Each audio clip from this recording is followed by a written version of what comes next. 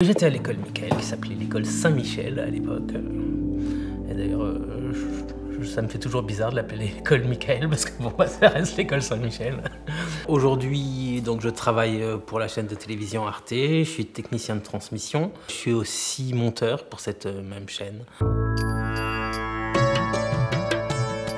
Quand j'entends que la pédagogie Steiner ou que les écoles Steiner peuvent être assimilés à des sectes, ça me fait bien rire parce que, sincèrement, ayant été dans une école Steiner pendant 12 ans, j'ai jamais eu cette impression-là à aucun moment, quoi.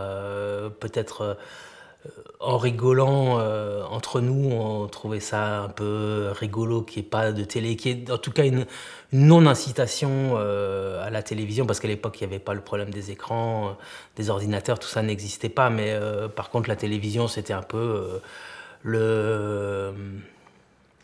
la chose qui n'était pas encouragée par les profs, mais nous, ça nous faisait rire. C'était un petit peu, on faisait bien ce qu'on voulait dans notre vie. Ça m'a pas empêché d'avoir une vie tout à fait ouverte sur les technologies de mon époque. J'ai été même peut-être un peu à l'avant-garde de beaucoup de choses au niveau technologique. Quand j'étais jeune, quand Internet est arrivé, j'étais très intéressé parce que justement, ça ouvrait sur le monde, alors que beaucoup de gens me disaient « mais qu'est-ce que tu fais avec Internet ?» Pourquoi est-ce que tu veux avoir Internet? Il y a beaucoup de gens qui se posaient la question de qu'est-ce que ça pouvait avoir comme intérêt. Et à l'époque, même sans avoir une idée précise, je savais qu'il y avait des choses qui allaient découler de ce média, des médias en général. Et à aucun moment, j'ai eu l'impression que la pédagogie Steiner m'a empêché d'aller à quelque endroit que ce soit où j'avais envie d'aller dans mon existence, quoi. Mon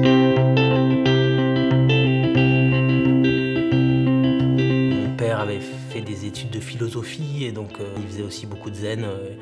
Il était pratiquant du zen. Je pense que l'anthroposophie telle qu'elle nous était transmise, c'était ça, c'était d'être respectueux de la nature, d'être en lien avec ce qui nous entoure, d'avoir une conscience que l'homme fait partie d'un tout et qu'on n'est pas forcément le centre du monde.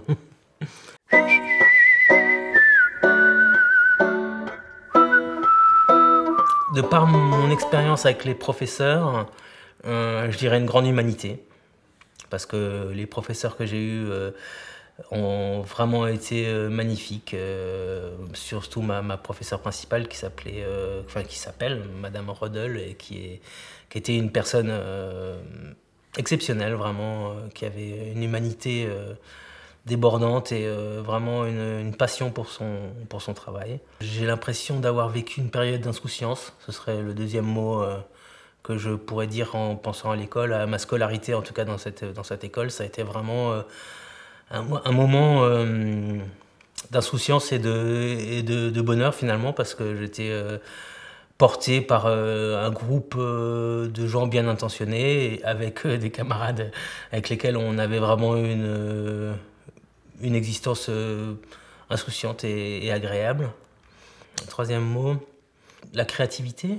Une grande partie de mon existence, j'ai été musicien. J'ai même, pendant une partie de mon existence, vécu grâce à la musique.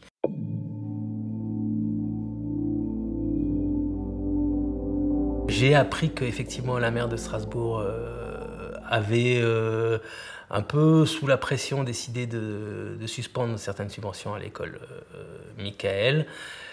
Je suis assez choqué parce que finalement, quand c'était le Parti socialiste qui était au pouvoir, ces subventions n'étaient pas remises en question, elles n'avaient pas de problème, et tout à coup, pour je ne sais quelle raison, il faut revoir et remettre en question ces aides. Les aides étant ce qu'elles sont, les gens qui peuvent continuer, c'est les gens qui ont vraiment les moyens, hein.